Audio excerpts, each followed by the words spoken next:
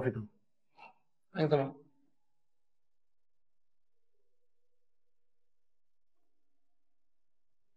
ಊರಲ್ಲಿ ನಿನ್ನ ಫ್ರೆಂಡ್ ರಂಗನಾಥ ಇದ್ದಾನಲ್ಲ, ಅವನಿಗೆ ಮಗು ಆಯಿತು. ಓ, ಏನು ಹೆಸರಿಟ್ಟದನಂತ ಮಗುಗೆ? ವಿನಾಯಕ ಅಂತ. ಈಗೆಲ್ಲರೂ ನನ್ನನ್ನು ಕೇಳ್ತಾ ಇದ್ದಾರೆ, ನಿನ್ನ ಮಗನ ಮದುವೆ ಯಾವಾಗ ಅಂತ. ಏನೇ ಮಾತಾಡಿದ್ರು ಕೊನೆಗೆ ಬಂದು ನೀನು ನಿಲ್ಸೋದು ನನ್ನ ಮದುವೆ ವಿಷಯಕ್ಕೆ ಅಲ್ವಾ? ನಿನಗೆ ಮದುವೆ ವಯಸ್ಸು ಮೀರ್ತಾ ಇದೆ ಕಣೋ. ಮೀರ್ಲಿ, ನನಗೀಗ ಮದುವೆ ಬೇಡ ಅಷ್ಟೇ. ಹಾಗಂದ್ರೆ ಹೇಗೋ? ಬೇಡ ಅಂದ್ರೆ ಆಗತ್ತಾ? ದಯವಿಟ್ಟು ಈ ವಿಷಯದಲ್ಲಿ ನಾನು ತಲೆ ತಿನ್ಬೇಡಮ್ಮ. ನನ್ನ ಪಾಡಿಗೆ ನಾನು ಬಿಟ್ಬಿಡು. ನೀನಿನ್ನೂ ಅವಳ ಮರ್ತಿಲ್ಲ ಅಲ್ವಾ?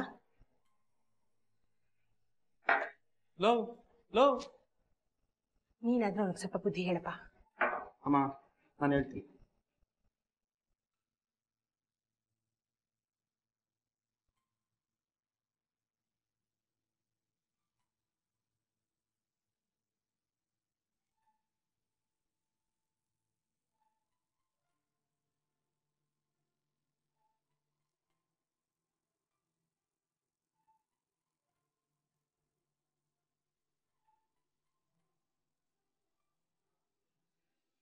ಏನ್ ನಿನ್ ಹೆಸರು? ಮೇನಕ. ಓ ಮೇನಕ, ದೇವಲೋಕದಲ್ಲಿರೋದ್ ಬಿಟ್ಟು ಇಲ್ಲಾಕ್ ಬಂದಿದೀಯಾ? ಯಾಕೆ ನಿಮ್ ಲೋಕದಲ್ಲಿ ಯಾವ್ದು ಕಾಲೇಜೇ ಇಲ್ವಾ? ನಿನ್ನ ಹೆಸರೇನು? ರಂಬೇನಾ ಇಲ್ಲ ಊರ್ವಶಿನಾ? Maria. Maria Maria oh Maria Maria my darling. Rakshit, ಏನ್ರೋ ಇದು? ಜೂನಿಯರ್ಸ್ ಅಂದ ತಕ್ಷಣ ರ್ಯಾಗ್ ಮಾಡ್ಲೇಬೇಕು ಅಂತ ರೂಲ್ಸಾ? ಏನ್ ಗುರು ನೀನು ಈ ಕಾಲೇಜ್ ಲೈಫಲ್ಲಿ ಎಂಜಾಯ್ ಮಾಡ್ದೆ, ಇನ್ನೊಂದು ಮುದುಕರಾದ್ಮೇಲೆ ಮಾಡಕ್ಕಾಗತ್ತಾ? ನೋಡು, ಇಂಥ ಇನ್ಸಿಡೆಂಟ್ಸ್ ಇಂದ ಎಷ್ಟೊಂದು ಜನ ಹೆಣ್ಮಕ್ಳು ಸೂಸೈಡ್ ಮಾಡ್ಕೊಂಡಿದ್ದಾರೆ. ಇನ್ನೂ ಈ ಬುದ್ಧಿ ಬಿಡಲ್ಲ ಅಂದ್ರೆ ಹೆಂಗೋ? ಆಯ್ತು ಬಿಡು ಮಾರಯ್ಯ, ಕಿವಿ ಕಿತ್ತೋ ತರ ಬ್ಲೇಡ್ ಹಾಕ್ಬೇಡ. ನೀವು ಕ್ಲಾಸ್ಗೆ ಹೋಗಿ.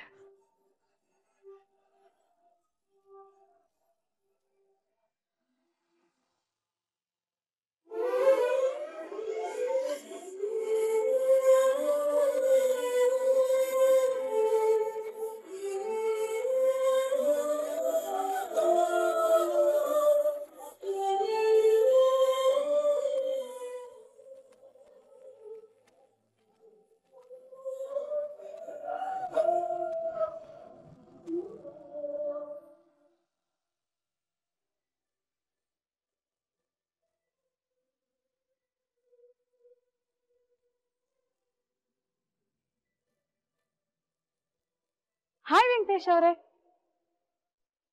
ಏ ಹಾಯ್.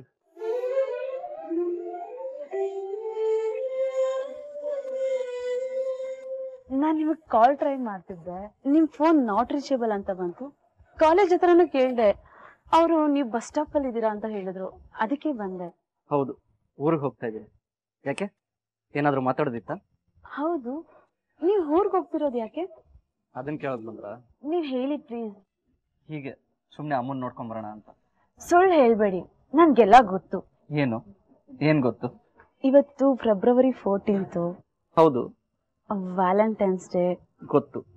ಅದಕ್ಕೆ ನಿಮ್ ಹಳ್ಳಿಲಿರೋ ಗರ್ಲ್ ಫ್ರೆಂಡ್ ನ ಮೀಟ್ ಮಾಡಕ್ ಹೋಗ್ತಿದ್ದೀರಾ ಅಲ್ವಾ? ಹಾಗಂತ ಯಾರು ಹೇಳಿದ್ರು? ನಾನೇ ಗೆಸ್ ಮಾಡ್ದೆ. ಎಲ್ರೂ ವಿಷಯದಲ್ಲೂ ಹೀಗೆ ಗೆಸ್ ಮಾಡ್ತೀರಾ? ಇಲ್ಲಪ್ಪ, ನಿಮ್ ಒಬ್ರು ವಿಷಯದಲ್ಲಿ ಮಾತ್ರ. ಯಾಕೆ? ಪ್ರಶ್ನೆಗೆ ಪ್ರಶ್ನೆ ಸೇರಿಸ್ತಾ ಹೋಗ್ಬೇಡಿ. ನಿಮ್ ಹುಡುಗಿ ಹೆಸರೇನು? ಗೊತ್ತಿಲ್ಲ. ಹಾ, ನೋಡಿ, ನನ್ನ ಲೈಫಲ್ಲಿ ನೀವು ಅನ್ಕೊಂಡಿರೋ ಹಾಗೆ ಯಾವ ಹುಡುಗಿನೂ ಇಲ್ಲ. ಒಂದ್ ವೇಳೆ ಸಿಕ್ಕಿದ್ರೆ ಹೆಸರು ಕೇಳ್ಕೊಂಬಂದು ನಿಮಗೆ ಹೇಳ್ತೀನಿ, ಓಕೆನಾ? ನಿಮಗೆ ಯಾರಾದರೂ boy friend, I mean love ಮಾಡಿಲ್ವಾ? ಮಾಡ್ತಾ ಇದ್ದೀನಿ, ಆದ್ರೆ ಇನ್ನೂ ಹೇಳ್ಕೊಂಡಿಲ್ಲ. ಯಾರದು? ವೆಂಕಿ. ನಾನಾ? ನೋಡಿ, ನೀವು ಶ್ರೀಮಂತರ ಮನೇಲಿ ಬೆಳೆದ ಹುಡುಗಿ, ಆದ್ರೆ ನಮ್ದು ಮಿಡಿಲ್ ಕ್ಲಾಸ್. ಪರವಾಗಿಲ್ಲ, ನಮ್ಮಿಬ್ರು ಧರ್ಮ ಬೇರೆ. ನನ್ಗಂತೂ ಅಬ್ಜೆಕ್ಷನ್ ಇಲ್ಲ, ನಿಮ್ಗೂ ಇಲ್ಲ ಅಂತ ಅನ್ಕೊಂಡಿದೀನಿ. ನಾನು ಅನ್ಕೊಂಡಿದ್ದೀನಾದ್ರೂ ತಪ್ಪಾ?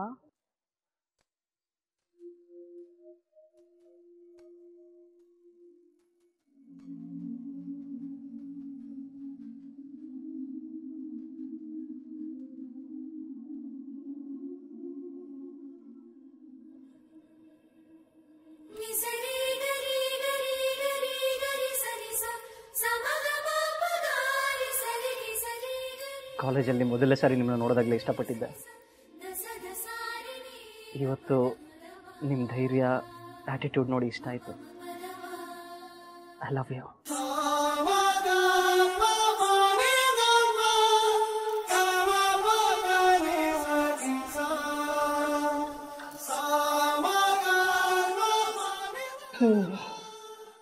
ನೋಡಮ್ಮ, ನನಗಿರೋದು ಒಬ್ಬನೇ ಮಗ.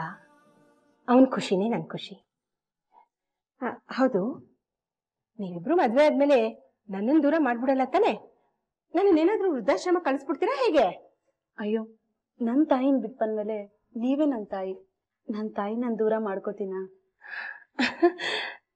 ಪರವಾಗಿಲ್ಲ ಕಣೋ, ನನಗೆ ತಕ್ಕನಾದ ಸೊಸೆನೆ ಹುಡುಕಿದೀಯ ನೀನು. ನೋಡಮ್ಮ, ನೀನನ್ನು ಮದುವೆ ಮಾಡ್ತೀನಿ ಅಂತ ಡಿಸೈಡ್ ಮಾಡಿದ್ಮೇಲೆ ಹೇಗ್ ಬದಲಾಗ್ಬಿಟ್ಟಿದ್ದ ನೀನು ಅಂತ. ಕೆಟ್ಟದಾಗ ಒಂದ್ ಗಡ್ಡ ಬಿಟ್ಟಿದ್ದ, ಅದನ್ನ ತೆಗಿಯೋ ಅಂತ 1000 ಸಲ ಹೇಳ್ತಾ ಇದ್ದೆ. ನನ್ ಮಾತು ಕೇಳಿಲ್ಲ. ಈಗ ನೋಡು ಹೇಗಾಗ್ಬಿಟ್ಟಿದ್ದಾನೆ ಅಂತ. ಸ್ಮಾರ್ಟ್ ಆಗ್ಬಿಟ್ಟಿದ್ದಾನೆ, ನಾಚ್ಕೋತಾ ಇದ್ದಾನೆ.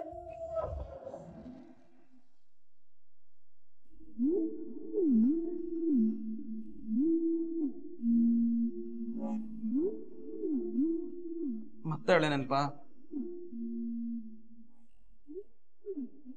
ಅಮ್ಮ ಮರಿಯಾ ಇನ್ನೂ ಮರ್ತಿಲ್ಲ ಅಂತ ಕೇಳಿದ್ರು. ಆದ್ರೆ ನಾನು ಒಳ್ಳೆ ಎಷ್ಟು ಹತ್ಕೊಂಡಿದ್ದೀನಿ ಅಂತ ಹೇಗೆ ಹೇಳಿ? ಅದು ನಿನ್ ಕಣ್ಣಲ್ಲಿ, ನಿನ್ ಮಾತಲ್ಲಿ, ನಿನ್ ಬಿಹೇವಿಯರ್ ಅಲ್ಲಿ ಗೊತ್ತಾಗುತ್ತೆ ಮಚ್ಚ. ನೀನ್ ಹಚ್ಕೊಂಡಿರೋ ಅಷ್ಟೇ ಒಳ್ಳೆ ಹುಡುಗಿ ನಿನ್ನ ಹಚ್ಕೊಂಡಿಲ್ಲ ಅನ್ಸುತ್ತೆ. ಇಲ್ಲ ಗೋಪಿ, ನಿನಗೆ ಅವಳ ಬಗ್ಗೆ ಗೊತ್ತಿಲ್ಲ, ಅದಕ್ಕೆ ಈ ರೀತಿ ಮಾತಾಡ್ತಿದ್ಯಾ. ತುಂಬಾ ಒಳ್ಳೆ ಹುಡುಗಿ ಕಣ ಅವಳು. ನನ್ನ ಎಷ್ಟು ಹಚ್ಕೊಂಡಿದ್ಲು ಗೊತ್ತಾ? ಅವತ್ತೇನಾದ್ರೂ ನನಗೆ ಆಕ್ಸಿಡೆಂಟ್ ಆಗದೆ ಇದ್ದಿದ್ರೆ, ನಾನು ಹಾಸ್ಪಿಟ್ಲಲ್ಲಿ ಅಡ್ಮಿಟ್ ಆಗದೆ ಇದ್ದಿದ್ರೆ, ಇವತ್ತು ನನ್ನ ಮರಿಯ ಇನ್ನೊಬ್ರು ಹೆಂಡತಿ ಆಗಿರ್ತಿರ್ಲಿಲ್ಲ ಕಣೋ. ಅಷ್ಟು ಪ್ರೀತಿ ಇರೋನ್ ಯಾಕೆ ನೋಡಕ್ ಹೋಗ್ಲಿಲ್ಲ? ನಿಗೆ ಗೊತ್ತಿಲ್ಲದೆ ಇರೋದು ಇನ್ನೊಂದು ವಿಷಯ ಇದೆ ಗೋಪಿ. ಏನದು? ಹಾಸ್ಪಿಟ್ಲಿಂದ ಡಿಸ್ಚಾರ್ಜ್ ಆದ ತಕ್ಷಣ ನಾನು ಮರಿಯನ್ ನೋಡಕ್ ಹೋಗ್ತಾ ಇದ್ದೆ. ಅದೇ ಟೈಮಿಗೆ ಸರಿಯಾಗಿ ಸವಿತಾ ಅಂತ ಅವಳ ಫ್ರೆಂಡ್ ಬಂದು ನನ್ನ ಕೈಲಿ ಒಂದು ಲೆಟರ್ ಕೊಟ್ಲು. ಮರಿಯಾ ಕಳಿಸಿದ್ಲಂತೆ. ಇನ್ಮೇಲೆ ನೀನ್ ನನ್ನ ಜೀವನದಲ್ಲಿ ಯಾವತ್ತೂ ಬರಬಾರ್ದು, ನಾನು ಖುಷಿಯಾಗಿರ್ಬೇಕಂದ್ರೆ ನೀನ್ ನನ್ನ ಮರಿಬೇಕು ಅಂತ ಬರ್ದಿತ್ತು. ಖುಷಿಯಾಗಿರ್ಲಿ ಅನ್ನೋ ಕಾರಣಕ್ಕೆ ನಾನು ಸುಮ್ಮನಾಗ್ಬಿಟ್ಟೆ ಕಣೋ. ಆದ್ರೆ ಇವತ್ತು ಅವಳನ್ನ ನೆನೆಸ್ಕೊಂಡ್ರೆ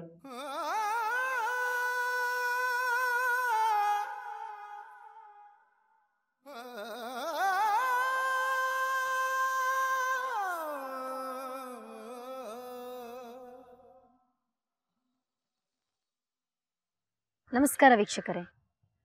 ಎಷ್ಟೋ ಜನ ಪ್ರೇಮಿಗಳ ಜೀವನದಲ್ಲಿ ಈ ತರ ಆಗುತ್ತೆ. ಕಾಲೇಜಲ್ಲಿ ಓದುವಾಗ ಒಬ್ರನ್ನೊಬ್ರು ಇಷ್ಟಪಡ್ತಾರೆ, ಆದ್ರೆ ಕೆಲವ್ರ ವಿಷಯದಲ್ಲಿ ಹಾಗಲ್ಲ. ಮನೆಯವ್ರ ಒತ್ತಡ ಕಟ್ಬಿಟ್ಟು ಇನ್ನೊಬ್ರನ್ನ ಮದ್ವೆ ಆಗ್ತಾರೆ. ಮದ್ವೆ ಆದವ್ರ ಜೊತೆ ನೆಮ್ಮದಿಯಾಗಿ ಜೀವನ ಮಾಡೋದಕ್ಕೆ ಪ್ರಯತ್ನ ಪಡ್ತಾರೆ. ಮರಿಯ ಜೀವನದಲ್ಲೂ ಹಾಗೆ. ವೆಂಕಿನ ಪ್ರೀತಿಸಿದ್ರು ಮನೆಯವರ ಒತ್ತಡ ಕಟ್ಬಿದ್ದು ಜಾನ್ನ ಮದ್ವೆ ಆಗ್ತಾರೆ. ಆದ್ರೆ ವೆಂಕಿ ಮಾತ್ರ ಮರಿಯ ನೆನ್ಪಲ್ಲೇ ಇರ್ತಾನೆ. ಮರಿಯ ಮನಸ್ಥಿತಿ ಹೇಗಿತ್ತು? ಅವಳು ವೆಂಕಿನ ಸಂಪೂರ್ಣವಾಗಿ ಮರ್ತಿದ್ಲಾ? ಗಂಡನ ಜೊತೆ ನೆಮ್ಮದಿಯಾಗಿದ್ಲಾ? ಮರಿಯ ಮತ್ತೆ ವೆಂಕಿ ಭೇಟಿ ಅವತ್ತಿಗೆ ಕೊನೆ ಆಗಿತ್ತ? ನೋಡೋಣ ಬನ್ನಿ.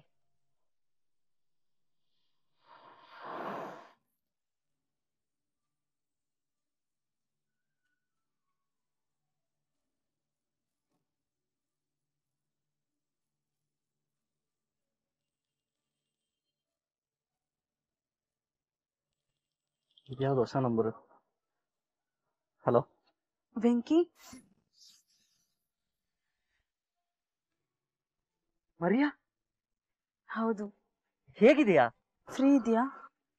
ಫ್ರೀ? ಹಾ ಫ್ರೀನೇ. ಏನ್ ವಿಷಯ? 2 ವರ್ಷ ಆಯ್ತು ನಿನ್ ವಾಯ್ಸ್ ಕೇಳಿ. ನಿನಗೆ ಎಷ್ಟು ಸತಿ ಫೋನ್ ಮಾಡಿದ್ರು ಸ್ವಿಚ್ ಆಫ್ ಬರ್ತಾ ಇತ್ತು. ನಿಮ್ ಫ್ರೆಂಡ್ ಕೈಲಿ ಬೇರೆ ಆತರ ಲೆಟರ್ ಕೊಟ್ಟು ಕಳ್ಸಿದ್ದೆ. ಅದೆಲ್ಲ ಬಿಡು, ನಿನ್ ಗಂಡ ಈಗ ನಿನ್ನ ಚೆನ್ನಾಗಿ ನೋಡ್ಕೊಂತಿದಂತಾನೆ. ಪ್ಲೀಸ್, ನೀನನ್ನ ಮೀಟ್ ಮಾಡ್ಬೇಕು, ಬರ್ತೀಯಾ? ನಿಮ್ ಊರ್ಗ? ಇಲ್ಲ, ನಾನು ಇಲ್ಲೇ ಬ್ಯಾಂಗ್ಳೂರಲ್ಲೇ ಇದ್ದೀನಿ.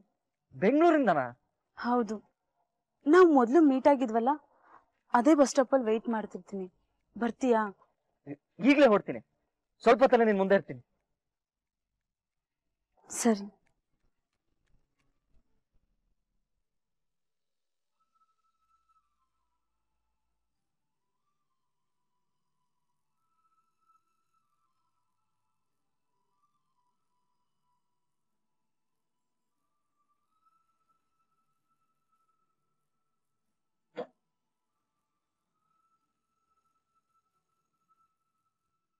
ಯಾಕೆ ಏನಾಯ್ತು?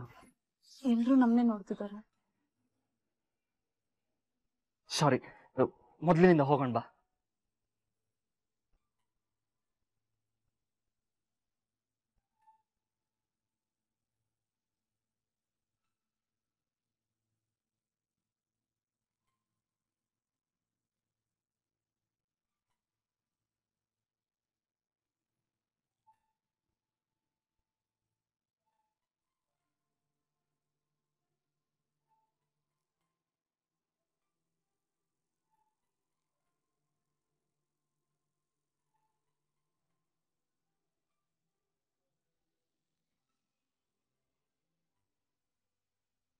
ಈಗ ಹೇಳು, ನೀನೇ ಈ ಊರಲ್ಲಿ? ಹಾಸ್ಟೆಲ್ ಹತ್ರ ಹೋಗಿದ್ದೆ.